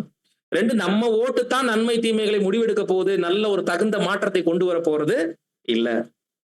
3வது முக்கியமான பாயிண்ட், இந்த தேர்தல், அரசாங்கம், அரசியல் சம்பந்தப்பட்ட காரியங்களை புது சிருஷ்டிகள் பேசி சம்பாஷிக்கும் போது தங்களுடைய நேரம், தங்களுடைய உடல் பலம், தங்களுடைய அறிவாற்றல், தங்களுடைய பொருளாதாரம், சகலவிதமான பிரயாசத்தையும் எங்க உடன்படிக்கையில தேவனிடத்துல ஒப்பு கொடுத்திருக்காங்கிறத மறந்துட்டு வீண் உலக காரியங்களுக்காக பல மணி நேரங்கள் வேஸ்டா பேசி செலவழிக்கிறார். கேஷுவலா வந்துருது, இன்னைக்கு சகோதரர்கள் மத்தியிலேயே வந்துருது. ஏன்னா போன 2 மாதங்கள் இதுதான் டாக். உலகத்தானுக்கும் என்ன இதுதான் விஷயமா இருந்துச்சு. சகோதரர்கள் மத்தியிலேயே ஸ்ப்ரெட் ஆயிடுச்சு. சில எக்லீசியால எல்லாம் ரெக்கமெண்ட்ல இறங்கிட்டாங்க. போடுங்க, இந்த கட்சிக்கு ஓட்டு போடுங்க, பெரிய மாறுதல் வந்துருங்க, இவர் வந்தாருன்னா நல்லது செஞ்சிருவார். என்னன்னா எங்க வீட்டுல எங்க பிள்ளைகள் சொன்னாங்க, அதை போய் நாங்க இப்படி சொன்னோம், சகோதரர்கிட்ட சொன்னோம், ஒரு மாற்றத்தை தேடுவோம்னு சொல்லி புரட்சி எங்க இறங்க ஆரம்பிச்சிட்டாங்க. உலகத்தான ஏற்படுத்துறதுக்கு புரட்சி நடந்திருக்கு பிரதர். நம்ம எக்லீஷால இல்ல, பல இடங்கள்ல நடந்திருக்கு. இப்ப நடந்திருக்கு, போன மாசம் நடந்திருக்கு. நேத்து நான் போன எக்லீஷால கூட சொன்னாங்க, வாட்ஸ்அப்ல ஸ்டேட்டஸ் வச்சிருக்காங்க சகோதரர்கள். இது மாதிரி நடந்திருக்கு. அப்ப எந்த அளவுக்கு ஏரோதனுடைய புளித்த மாவை சகோதரர்கள் அனுமதிச்சிருக்கிறாங்க அப்படின்றத நம்ம யோசிக்கணும். அப்ப அன்புக்குரிய சகோதர சகோதரிகளே, நேரம் நம்மளுடைய சகல விதமான பிரயாசம். அந்த 3வது பாயிண்ட்ல சொல்றாரு, கர்த்தரோடு உறவாடக்கூடிய தருணங்கள் வேஸ்ட் ஆகுது. ஜெபிக்கிற நேரம், உறவாடக்கூடிய தருணம், உடன்படிக்கையினுடைய சகலவிதமான காரியங்களே அந்த நேரத்துல நம்ம என்ன பண்றோமா இழக்கிறோம் அப்படிங்கிற 4வது பாயிண்ட் ரொம்ப முக்கியமான பாயிண்ட்ல என்ன சொல்றாரு அப்படின்னா, அந்த 4th பாயிண்ட் மாத்திரம் வாசிங்க. ஒரு மனிதனுக்கோ அல்லது ஒரு கட்சிக்கோ வாக்கு போடுகிறவர்கள் தேர்தலின் முடிவுகளை ஆதரிக்க கடமைப்பட்டுள்ளார்கள். தேவைப்பட்டால் ஒரு துப்பாக்கியை அல்லது ஒரு வாளை உபயோகித்து கூட ஒவ்வொரு குடிமகனும் சட்டத்தின்படி தான் வசிக்கிற இடத்தில் உள்ள சட்டங்களையும் ஸ்தாபனங்களையும் காப்பாற்ற வாளையும் துப்பாக்கியையும் எடுக்க அழைக்கப்படலாம் என்பது உண்மையாய் இருக்கிறது. இப்படிப்பட்ட வேளையில் தேர்தலில் ஒருவன் அதிகமாக பங்கெடுக்கும் போது ஆட்சிக்கு வந்த அரசாங்கம் பொதுவாக செல்லும் பணிக்கு அவன் அதிகமாக ஒரு தார்மீக பொறுப்பையும் சமுதாய கடமையையும் பெறுகிறான். ஆகவே நாம் விரும்புகிற நிலையானது ஆண்டவருக்கு மிக மரியாதையை குறிக்கிறதாகவும் நமக்கும் சமுதாயத்துக்கும் மரியாதைக்குரியதாகவும் இருக்கிறது. அதாவது வேதாகமம் சொல்லுகிறபடி நாம் அந்நியரும் பரதேசிகளுமாக இருக்கிறோம். சங்கீதம் 39:12, 1 பேதுரு 2:11. அந்நியரும் பரதேசிகளும் சட்டத்திற்கு கீழ்ப்படிந்திருக்க வேண்டும். அதுபோலத்தான் நாமும் இருக்கிறோம். அந்நியரும் பரதேசிகளும் சட்டப்படி வரி செலுத்த வேண்டும். அதுபோலத்தான் நாமும் இருக்கிறோம். அந்நியரும் பரதேசிகளும் சட்டங்களுக்கு கீழாக பாதுகாப்பை தேடலாம். அதுபோலத்தான் நாமும் இருக்கிறோம். அந்நியரும் பரதேசிகளும் தங்களுடைய ராஜாவுக்கே எதிராக சண்டை போட வேண்டும் என்று வற்புறுத்தப்பட்டதாக எண்ண மாட்டார்கள். அவர்கள் அங்கீகரித்த விசுவாசம் தொடக்க நிலையானது. நாமும் கூட கூடுமானவரை அதே நிலையில் இருக்க விரும்புவோம். ஏனென்றால் நாம் இருளின் அந்தகாரத்திலிருந்து விடுதலையாக்கப்பட்டு நமது அன்பின் குமாரனுடைய ராஜ்யத்திற்கு உட்படுத்தப்பட்டுள்ளோம். கொலோசியர் 1:13. அந்த கடைசி 4 லைன்ஸை படிச்சு முடிச்சிருங்க. மகாராஜாவின் பிரஜைகள் இல்லையா? இந்த உலகத்தின் எல்லா ராஜ்யங்களும் கிட்டத்தட்ட இந்த உலகத்தின் பிரபுவோடும் அவனுடைய சுயநலம் என்னும் பிரமாணத்தோடும் இணைந்திருக்கவில்லையா? ஆகவே நாம் அந்நியரும் யாத்திரியருமாக இல்லையா? இந்த போதும் இந்த 4வது பாயிண்ட்ல எவ்வளவு விஷயங்கள் சொல்ல வந்திருக்காரு கவனிச்சீங்களா?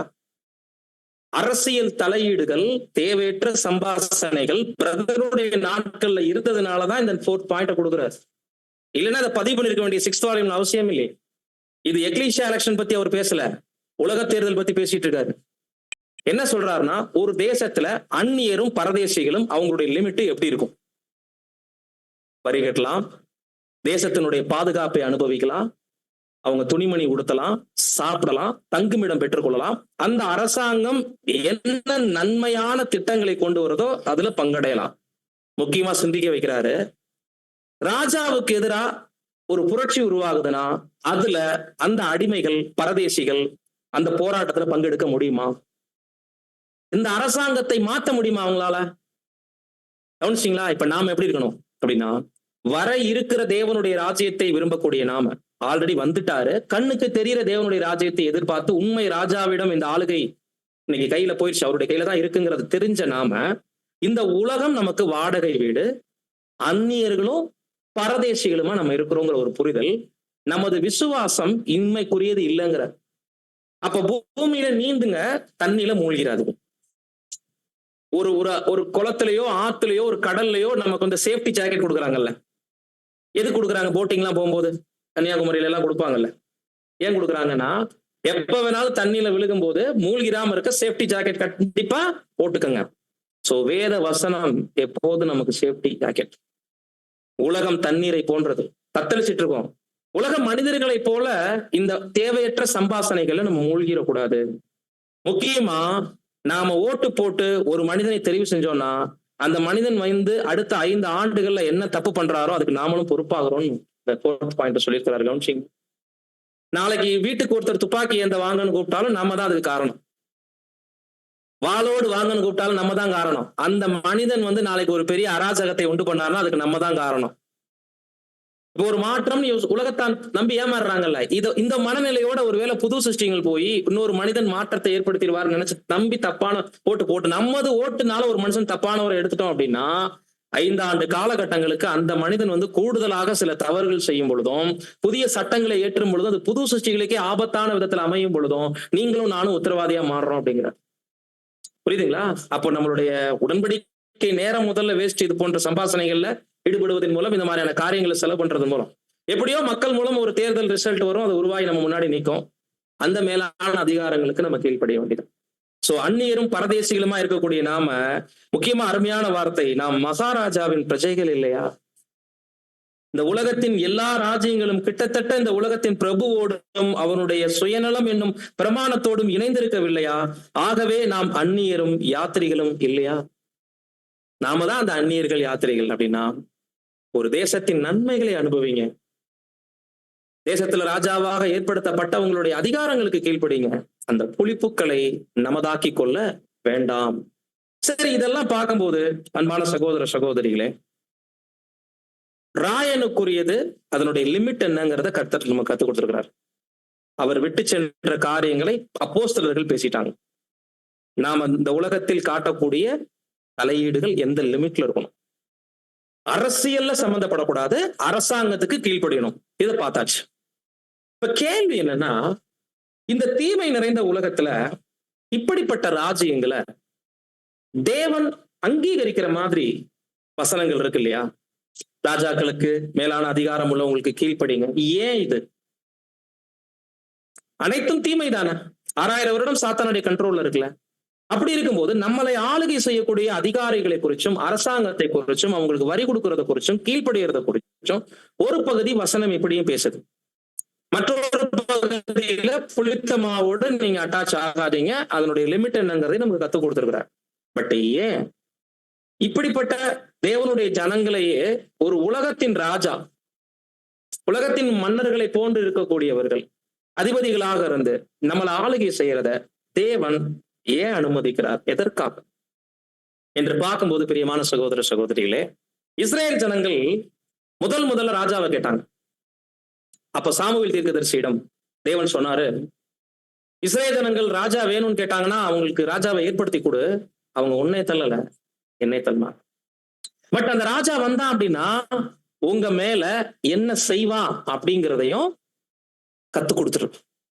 ரெட்டிப்பா வரி வசூல் பண்ணுவான், உங்களை அடிமைகளாக்குவான், நிறைய சில சட்டத்திட்டங்களை, பாரமான விஷயங்களை உங்க மேல என்ன பண்ணுவான்? புகுத்துவான். நான் என் தோல்ல உங்களை தூக்கிட்டு வந்து சுமந்தேன், நானே உங்களுக்கு ராஜாவா இருக்கணும்னு நினைக்கிறேன், பட் ராஜா வேணும்னா ஏற்படுத்தி கொடு, ராஜா செய்யற சகல அநியாயங்களையும் ஜனங்களுக்கு சொல்லிருன்னார். முதல் நபர் கர்த்தருடைய சிங்காசனத்துல உட்கார்ந்தாருங்கிற ஒரு வார்த்தை படிக்கிறோம் சவுலுக்கு. சவுல் 40 வருடம் கர்த்தருடைய சிங்காசனத்திலே ராஜ்யபாரம் பண்ணினான். 2வது தாவீது 40 வருஷம் கர்த்தருடைய சிங்காசனத்தில் ராஜ்யபாரம் பண்ணினான். 3வது சாலமோன் 40 வருஷம் கர்த்தருடைய சிங்காசனத்தில் ராஜ்யபாரம் பண்ணினான். அப்புறம் குட்டி குட்டி அரசர்கள் வந்தாங்க, சில வருடங்கள் சில மாதங்கள் இருந்தவங்க எல்லாம் இருக்கிறாங்க இல்லைங்களா? ஒரு மாதமே ஆண்டவங்களா இருக்கிறாங்க, சில தினங்கள் ஆண்டவங்களா இருக்கிறாங்க. கடைசி அரசன் சிதேக்கியா. சிதேக்கியா தான் கர்த்தருடைய சிங்காசனத்தை முதல் புறஜாதி அரசனுக்கு விட்டு கொடுத்தவர். விட்டு கொடுக்கல, அவர்கிட்ட இழந்து போனவர். யார்கிட்ட? பாபிலோனிய அரசனா இருக்கக்கூடிய நெபுகாத் நேச்சாரிடம் கர்த்தருடைய சிங்காசனத்தை இழந்த முதல் நபர் சிதேக்கியா. கிமு 606. ராஜ்யபாரம் பாகையை கலற்று, கிரீடத்தை எடுத்து போடு, அது இனி முன்போல் இராது, கவிழ்ப்பேன் கவிழ்ப்பேன் கவிழ்ப்பேன், உரிமைக்காரரானவர் வரும் மட்டும் அது இல்லாது இருக்கும். இந்த வசனத்தினுடைய பொருள் என்ன? கர்த்தருடைய சிங்காசனம் என்பது தெய்வீக நியமனத்துக்குள் ராஜாக்களாக இருந்து ஆட்சி செய்யக்கூடிய அதிபதிகளை குறித்த வசனம். எந்த உலக ராஜ்யங்களுக்கும் கர்த்தருடைய சிங்காசனத்திலே ராஜ்யபாரம் பண்ணினான்ங்கிற வார்த்தை பொருந்தாது. இஸ்ரேலுக்கு மட்டும்தான், இஸ்ரேலின் சிங்காசனத்துக்கு மட்டும்தான் அந்த வார்த்தை. பட் அனுமதி ஆயிடுச்சு புறஜாதிகள் வந்து அதுல உட்கார்றதுக்கு. அப்ப கர்த்தருடைய சிங்காசனத்துல முதல்ல உட்கார்ந்த புறஜாதி அரசன் யாரு? நேபுகாத் நேச்சார். அப்ப புறஜாதி அரசர்கள் யார் நியமனத்தோட உட்கார வைக்கப்பட்டிருக்காங்கிறதுக்கு இது சாட்சி. புரியுதுங்களா? சிதேக்கியா விழுந்த அந்த சீட்டு நியாயப்படி ஆர்டர் படி வந்திருந்தா யாருக்கு தான்? கர்த்தர் இயேசுவுக்கு தான், இல்லைங்களா? ஆனால் இடையில என்ன ஆயிடுச்சு? புறஜாதிகள் கைக்கு போச்சு. முதல் புறஜாதி அரசன் நேபுகாத் நேச்சார். நெக்ஸ்ட் மேதோ பெர்சியா வந்துச்சு, இல்லைங்களா? பொன்னான தலைக்கு அப்புறம் வெள்ளி, சிங்கத்துக்கு அப்புறம் அடுத்து என்னது? கரடி. கரடி தானே மேதோ பெர்சியா சாம்ராஜ்யம், கரடி. அடுத்து உலோகம் என்னங்க? வெண்கலம், கிரேக்க சாம்ராஜ்யம். அடுத்து இரும்பு, ரோம சாம்ராஜ்யம். கால் விரல் இரும்பும் களிமண்ணும் கலந்தது, ஹோலி ரோம் எம்பையர், பரிசுத்த ரோம சாம்ராஜ்யம். கால் விரல்ல தான் கல் வந்து மோதுது. இப்ப நாம இருக்கக்கூடிய நேரம். இப்ப புரிஞ்சுட்டீங்களா? ஏன் இந்த அதிகாரங்களுக்கும் அதிகாரிகளுக்கும் நம்ம உபே பண்ணணும்னா, தெரிஞ்சோ தெரியாமலோ உண்மையான ராஜா வந்து அந்த சிங்காசனத்துல உட்கார்ற வரைக்கும் உலக அரசர்களை தேவனை அனுமதிச்சிட்டாரு. சிதேக்கியாவை அரஸ்ட் பண்ணணும்னா அதுக்கு யாருடைய அனுமதி வேணும்? தெய்வீக அனுமதி வேணும். இங்கிட்டு 4 மிருகங்கள் தானியேலுக்கு காட்டப்படுது, அங்கிட்டு பொற்சிலையில 4 உலோகங்கள் ராஜாவுக்கு காட்டப்படுது. ரெண்டினுடைய பார்வை என்ன? உலோகங்கள் தங்கம், வெள்ளி, வெண்கலம், இரும்பு. மனிதனுடைய பார்வையில ராஜ்யங்கள் எல்லாம் மெட்டல்ஸா இருக்கு, விலை உயர்ந்ததா தெரியுது, கவர்ச்சிகரமா இருக்கு. நான் பொன், நான் வெள்ளி, அப்படி போறாங்க.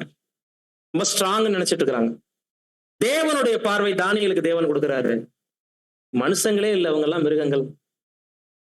இன்னைக்கே வந்து தங்களை ராஜாக்கள் என்று அழைத்துக் கொள்ளக்கூடியவர்கள் மனுஷனாவை அடையாளப்படுத்திக்கிறாங்க. சிங்கம், புலி, சிறுத்தை அப்படிதான் சொல்லிக்கிறாங்க. வேதமே என்னதான் சொல்லி இருக்குது? சிங்கம், புலி, சிறுத்தை, கரடி, இப்படித்தான் அடையாளப்படுத்துறாரு. சிங்கம் என்ன பண்ணும்? ராஜா. ஆனா இறைய எப்படி அடிக்கும்? குறவளைய கவ்வி ரத்தத்தை குடிச்சிட்டு ஒண்ணு சாப்பிடும். ராஜாதான், ஆனா உயிரை என்ன பண்ணுது? அடிச்சு சாப்பிட்டு அது பசி தீர்த்து அது போயிட்டே இருக்கும். அதான் சிங்கம். அடுத்து கரடி, மேதோ பெர்சியர்கள். இறைய அடிக்கிற விதம் எப்படி இருக்கும்? கரடினா உணவு வழிகள் எல்லாம் அடைச்சு மூச்சு திணற வச்சு இறைய சாப்பிடும். மக்களை அப்படித்தான் அவங்களும் வஞ்சிச்சாங்க. மன்னர் ஆட்சிக்கு அப்புறம் கம்யூனிஸ்ட், அதுக்கப்புறம் வரும். இது இந்த அடையாளத்துல பார்க்கும்போது ராஜா நேபுகாத் நேச்சாருக்கு அப்புறம் மேதோ பெர்சியர்கள், அப்புறம் வந்துச்சு கிரேக்க சாம்ராஜ்யம். அலெக்சாண்டர் த கிரேட், உலகத்துக்கு கிரேட். மனுஷர் பார்வைக்கு கிரேட், தேவனுடைய பார்வையில் அதெல்லாம் மிருகங்கள், சிறுத்தை, இல்லைங்களா? கடைசியா வர்றது மிருகத்துக்கு அடையாளமே இல்லை, எந்த உருவம் கொடுக்கறதுனே தெரியல தானியேலுக்கு. கெடியும் பயங்கரமா இருக்குட்டார், விகாரமா இருக்குன்ட்டார். அப்படித்தான் இருக்கு ரோம பேரரசு. சோ இந்த ராஜ்யங்கள் நடைமுறையில இருக்கும்போதுதான் கல் வந்து மோதுது. உரிமைக்காரரானவர் வந்துட்டார். இப்போ ராஜாங்கங்களையும் ராஜ்யங்களையும் நாம எவ்வளவு கண்கூடா கவனிக்கணும். இந்த ராஜாக்களை பத்தி நாம சொல்லல. வேத வசனம் பாருங்க, நீதிமொழிகள் 28:15.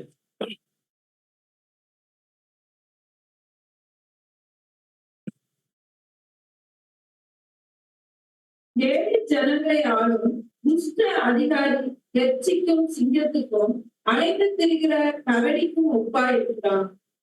எந்த மனுஷனும் நல்லவன், இவர் வந்தா பழைய ஊழல் பண்ண மாட்டாரு, புதிய ஒரு ராஜ்யத்தை நிறுவிடுவாரு, பழைய பிரச்சனைகள் எல்லாம் சால்வ் பண்ணிடுவாருன்னு சொல்லிடாதீங்க. ஏழை ஜனங்களை ஆளும்படி இந்த உலகத்துல எந்த அதிகாரி வந்தாலும் அவன் கர்ஜிக்கிற சிங்கம் தானா? ஒரு மானை, ஆட்டுக்குட்டியை, குதிரையை வேட்டையாடும் பொழுது சிங்கம் குரவலை கடிச்சு ரத்தத்தை தான் உரியும். உலக மன்னர்கள் எல்லாரும் எப்படித்தான் இருக்காங்களாம்? துஷ்ட அதிகாரின்ட்டார்.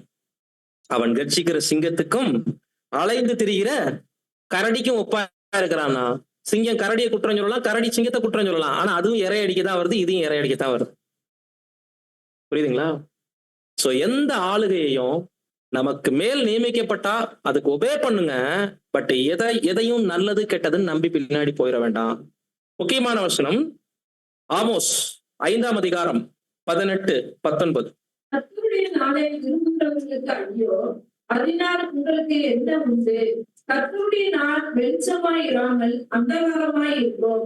சிங்கத்துக்கு தப்பினவனுக்கு கரடி எதிர்பட்டது போலவும், வீட்டுக்குள்ளே வந்து சோரின் மேல் தன் கையை வைத்த போது பாம்பு அவனை கடித்தது போலவும் இருக்கும். என்ன சொல்றார்? முதல்ல கர்த்தருடைய நாளை விரும்புறதுல 2 விதம் இருக்கு. இங்க ஐயோ சொல்லியிருக்காருன்னா, நியாயமான விதத்துல தேவனுடைய ராஜ்யத்தை எதிர்பார்க்கிறவங்களுக்கு ஐயோ கிடையாது. கர்த்தர் ராஜரீகம் பண்ணக்கூடிய நாளை நான் விரும்பினேனா, நான் ராஜாவாக இருக்க விரும்பினேனா எனக்கு ஐயோ. கவனிச்சிங்களா? விஸ்தாரமான தேசங்கள்ல ராஜாவா இருக்கிறவங்க இன்னைக்கு இல்ல பாத்தீங்களா? பெரிய பெரிய தேசங்கள்ல மன்னராட்சி ஒரு முடிஞ்ச சூழலை 1914 தான் மன்னராட்சிக்கு முடிவு வருது.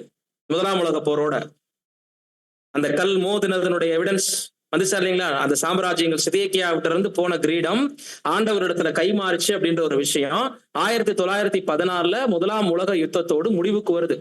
அதுக்கப்புறம் மன்னராட்சி விரல் விட்டு எண்ணக்கூடிய ரீதியில இருந்துச்சு. இப்பயும் கூட அந்த வாரிசுகள் இருக்கிறாங்க. ஆனா மன்னராட்சியாக அமுல்படுத்தப்படுறது ரொம்ப ரேர். இல்ல, மன்னராட்சியில மேக்சிமம் ஜனநாயகம் வந்துருச்சு இல்லைங்களா?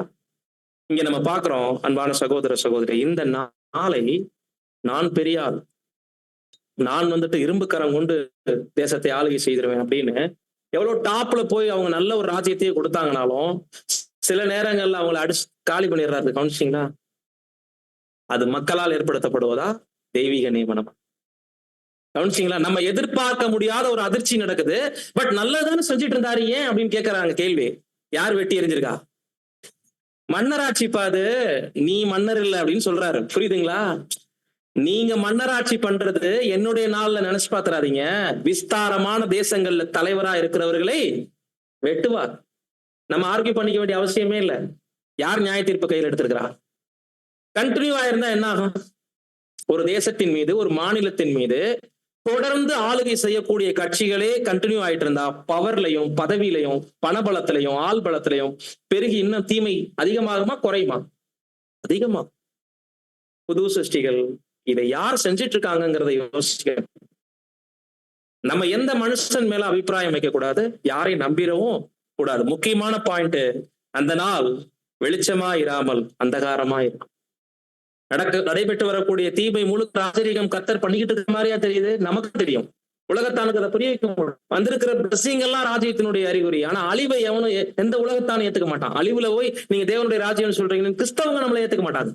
இவ்வளவு தீமை நடக்குது, நீங்க எப்படி தேவனுடைய ராஜ்யம் கிறிஸ்து வந்துட்டாருன்னு சொல்றீங்க? இப்படித்தானே கேட்கறாங்க. ஏன்னா அந்த நாள் அந்தகாரமா தான் இருக்கும், வெளிச்சமா இருக்காதே முதல் எடுத்தோனையுமே. அப்ப வந்திருக்கிற அதிபதி விஸ்தாரமான தேசங்கள்ல முதல்ல ராஜாக்களை வெட்டி சாத்தானால் பழக்கப்படுத்தப்பட்ட அந்த கவர்மெண்ட்டை முதல்ல பிடுங்கணும், இடிக்கணும், அப்புறம் தானே கட்ட முடியும். பிடுங்கவும் இடிக்கவும் அப்புறம் கட்டவும் நாட்டவும். பலவானை முந்தி கட்டினால் ஒழிய பலவானுடைய வீட்டுக்குள் புகுந்து அவனுடைய உடைமைகளை எப்படி கொள்ளையிட முடியும்னா, சாத்தானை கட்டுதல்ல இவ்வளவு விஷயங்கள் இருக்கு. சாத்தானால் பழக்கப்படுத்தப்பட்டது இந்த உலகத்தினுடைய அரசியல் வாழ்க்கை இல்லையா? முக்கியமா அதுல மனுஷன் மிகப்பெரிய சீரழிவு ஃபுல்லா அன்னைக்கு அரசியல் வாழ்க்கையில தான் நடக்குது.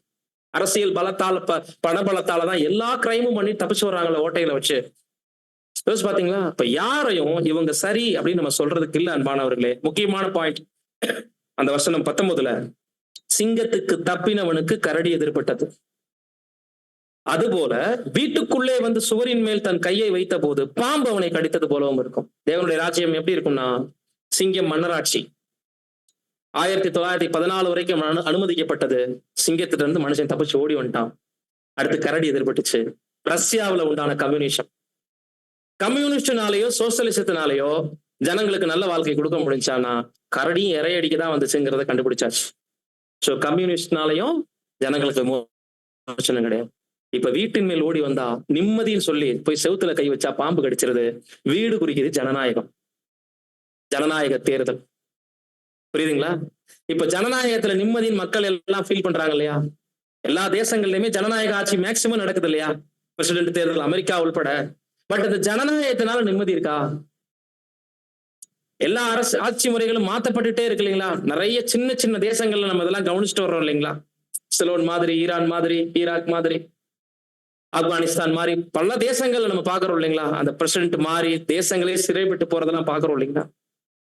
மன்னர் ஆட்சி கடந்து போய், கம்யூனிஸ்ட் வந்து அதுவும் கடந்து போய், ஜனநாயகம் வந்தாவது நிம்மதியின் மனுஷன் நினைச்சா வீடு சொந்த நம்பிக்கையை குறிக்குது. வீட்டின் மேல் சுவர் மேல கை வைக்கும் போது பாம்பு கொத்திருச்சு. ஜனநாயகத்திலும் மக்களை சுரண்டுவதற்கு தான் ஆளுங்க வருவாங்க, யாரும் நல்லது செய்யறதுக்கு வர்றது இல்லைங்கிறதா அந்த பாடத்தினுடைய விஷயம். நம்ம நம்பிட்டு இருப்போம், இவர் வந்தா சரி பண்ணிடுவார், அவர் வந்தா சரி. நோ, கர்த்தருடைய நாள் இது. இந்த நாளை விரும்பினாலே ஐயோன்ட்டாரு. அப்ப பாம்பு கடிச்சிட்டு இருக்கா அன்னைக்கு உணர்றமா ஜனங்களை? எத்தனை விஷப்பாம்பு சுத்தி சுத்தி கடிச்சிட்டு இருக்கு பாருங்க. ஆனால் மாத்தி மாத்தி ஓட்டு போட்டுட்டு இருக்கிறாங்க.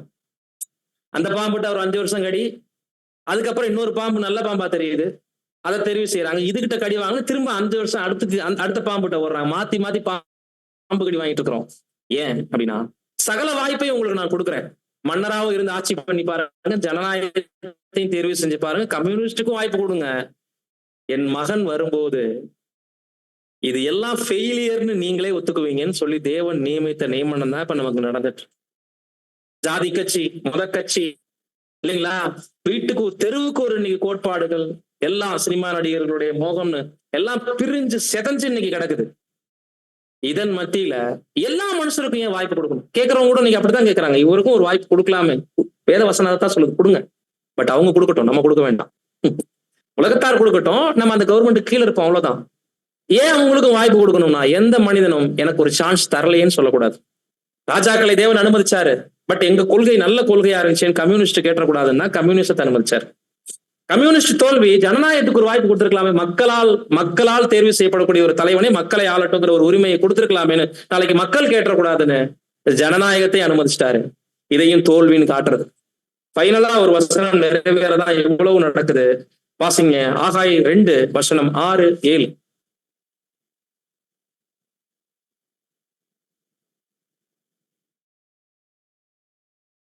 2ஆம் அதிகாரம் 6, 7. சேனைகளின் கர்த்தர் சொல்கிறார், கொஞ்ச காலத்துக்குள்ளே இன்னும் ஒரு தரம் நான் வானத்தையும் பூமியையும் சமுத்திரத்தையும் வெட்டாந்தரையும் அசைய பண்ணுவேன், சகல ஜாதிகளையும் அசைய பண்ணுவேன், சகல ஜாதிகளாலும் விரும்பப்பட்டவர் வருவார், இந்த ஆலயத்தை மகிமையினால் நிறைய பண்ணுவேன் என்று சேனைகளின் கர்த்தர் சொல்கிறார். சேனைகளின் கர்த்தர் சொல்லுகிறார், கொஞ்ச காலத்துக்குள்ளே இன்னும் ஒரு தரம் வானத்தையும் பூமியையும் சமுத்திரத்தையும் வெட்டாந்தரையும் அசைய பண்ணுவேன். முதல் வானம் பூமி அழிந்து போனது, முதலாம் உலகம். இன்னும் கொஞ்ச நாள்ல 2ஆம் வானமும் பூமியும் சமுத்திரம் அதில் உள்ளவைகள் அனைத்தும் பூமிக்குரிய சிஸ்டம் குறிக்குது. அரசாங்கத்தினுடைய சகல காரியங்கள் தான் பூமி, சமுத்திரம், வெட்டாந்தரை எல்லாத்தையும் அசைய பண்ணுவேன், சகல ஜாதிகளையும் அசைய பண்ணுவேன். ஜாதி, மதம், அந்த மதத்துக்கு ஒரு கட்சி, அதுக்கு ஒரு தலைவன், அதுக்கு ஒரு கோஷம், அதுக்கு ஒரு கோட்பாடுகள், என்ன நடக்குதுன்னே தெரியாம ஜனங்க போடுங்கம்மா ஓட்டுன்னு சொல்லி கோஷம் போட்டுட்டு பாவம் எவ்வளவு ஏமாற்றத்துக்குள்ள ஜனங்க போறாங்க. இதெல்லாம் எதனால? இந்த தலைவன் வந்துட்டா நமக்கு ஒரு நல்லது செஞ்சிட மாட்டானா? ஏன் ஜாதிக்கான சரியான தலைவன் இவருதான், எங்க நபர்களை விட்டு கொடுக்க மாட்டாரு, நாங்க ரொம்ப ஒடுக்கப்பட்ட சமூகம், இப்படி எல்லாம் நம்பி ஒரு மனுஷன் பின்னாடி போறாங்க இல்லைங்களா? இது இறுதி அனுமதி. கர்த்தரை எல்லாரும் ஏற்றுக்கொள்வதற்கான ஃபைனல் என்னன்னா, ஒவ்வொரு ஜாதிக்கும் ஒரு தலைவன் இருப்பான் கடைசி நாட்கள்ல, ஒரு மொழிக்கு ஒரு தலைவன் இருப்பான், ஒரு மதத்துக்கு ஒரு தலைவன் இருப்பான். அவங்க மேல எல்லாம் நம்பிக்கை வச்சிருவாங்க முதல்ல. ஆனால் இதெல்லாம் எதுக்குன்னு ஆன்சர் சொல்றாரு பாருங்க. சகல ஜாதிகளையும் அசைய பண்ணுவேன், சகல ஜாதிகளாலும் விரும்பப்பட்டவர் வரும்.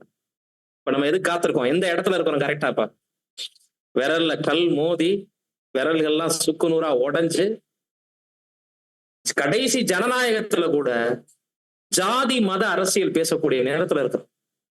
இந்த ஜாதிகள் மேல உள்ள நம்பிக்கையும் மதத்தின் மேல கொண்ட நம்பிக்கையும் இதுக்காக தலைவர்களை ஏற்பாடு பண்றாங்க. இதான் லாஸ்ட்.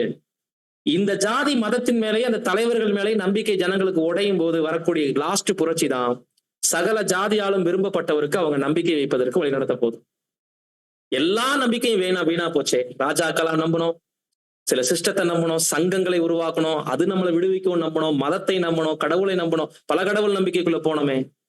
பட் இந்த ஒரு ராஜா தன்னுடைய சொந்த ரத்தத்தினால் நம்மளை மீட்டவர், இவர் மட்டுமே எல்லா ஜாதிக்கும் பிடிச்சிருக்குன்னு சொல்லக்கூடிய ஒரு டைம் வர்றதுக்காக தான் பல ராஜாக்களையும் ஆளுகையும் தேவன் உலகத்துல நமக்கு அனுமதிச்சுக்கிறார். எனவே பிரியமானவர்களே, இந்த உலகத்தில் இருக்கக்கூடிய காலகட்டம் வரைக்கும் ராயனுக்குரியது என்பது தேவனுடைய அனுமதி தான், அது தேவ சித்தம் கிடையாது. அதே நேரத்துல தேவனுக்குரியது என்பது தேவனுடைய சித்தம். சித்தம் அனுமதி ரெண்டுக்குள்ள வித்தியாசத்தை புரிஞ்சுக்கணும். தீமை அனுமதிக்கப்பட்டதுக்குள்ள நமக்கு ஒரு பங்கு இருக்கு, அது செஞ்சே ஆகணும், கீழ்ப்படிங்க, கடமைப்படுங்கன்னு சொல்லியிருக்கிறார் இல்லைங்களா. இவை அனுமதி, தேவனுக்கு பிரியமானவைகள்னு சொல்ல முடியாது. ஆனா தேவ சித்தம் செய்யறது தேவனுக்கு பிரியமானதை யோசிச்சு செய்வது, இதுதான் சித்தம்னு சொல்றோம். புரியுதுங்களா? சித்தத்துக்கும் அனுமதிக்கும் டிஃபரெண்ட் தெரியாம எந்த விஷயங்களையும் ஜாஸ்தி நம்ம என்ன பண்ணிடக்கூடாது, நம்பி நம்மளுடைய நேரத்தையும் உடன்படிக்கை வாழ்க்கையும் விரைய பண்ணிடக்கூடாது. சோ ராயனுக்குரியதை கொடுங்க, தேவன் நமக்கு வேதத்துல கொடுத்திருக்கிற அனுமதியை முன்னிட்டு, அதிலும் தேவனுக்குரியதை எடுத்துதான் அங்க 90-10 நம்ம பிரிச்சது எதுக்கு? பூலோக கடமைகள்ல சில நேரங்கள் நம்ம செலவிடணும், நம்மளுடைய கணவனுக்காக, மனைவிக்காக, குழந்தைகளுக்காக, பூலோக கடமைகளுக்காக. அதுல ஒரு பார்ட்டு தான் ராயனுக்குரிய. நிறைய கூப்பிடுவாங்க, நம்ம சில இதுல ஆர்வம் காமிச்சிட்டோம்னா போராட்டம் பண்ணலாம் வாங்கம்பாங்க, தண்ணி வரலன்னா வாங்கம்பாங்க, கரண்ட் இல்ல வாங்கம்பாங்க, இதெல்லாம் நடக்கும் இல்லைங்களா. இதெல்லாம் ஏரோதின் புளித்தமா. சோ அந்நியர்களும் பரதேசிகளுமா இருக்கக்கூடிய நாம ஆசீர்வாதங்களை தேவையான அளவு சுதந்திரித்துக் கொண்டு தேவையற்ற தலையீடுகளை நம்ம ஒதுங்கி இருப்பதுதான் உண்மை ராஜாவினுடைய பிள்ளைகளுக்கு பொருத்தமான விஷயம். அவ்விதமாக நாம் வரக்கூடிய காலகட்டங்களில் சிந்தித்து செயல்படுவதற்கு நமது பரலோக பிதாவாகிய தேவன் கர்த்தராகிய இயேசு கிறிஸ்து மூலமாக நாம் ஒவ்வொருவருக்கும் கிருபை செய்வாராக. வசனங்களை பொறுமையோடு கேட்ட உங்கள் யாவரையும் தேவன் தாமே ஆசீர்வதிப்பாராக. ஆமென்.